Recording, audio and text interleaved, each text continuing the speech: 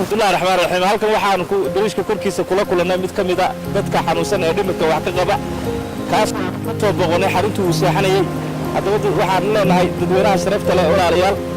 mar kastoo aragtaan qof dhimir qaba ama cidlo jiifa ama ha u malaynina ina aad dhaantaan idinku ama saa ku fiicantiin waxaana aad arkaysaa dadka caafimaadka qaba oo aad dhaafaya ninkaas ama aan dareemaynin waxa uu meesha jiifiyey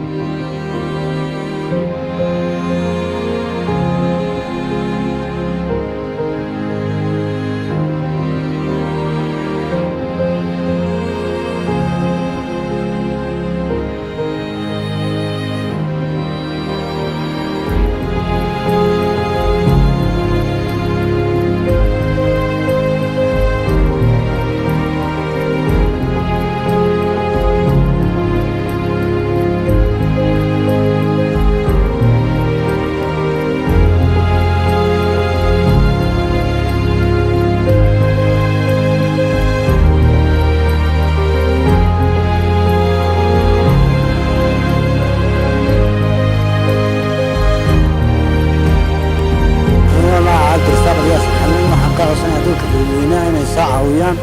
oo dhibaataysan oo xanuunsanaya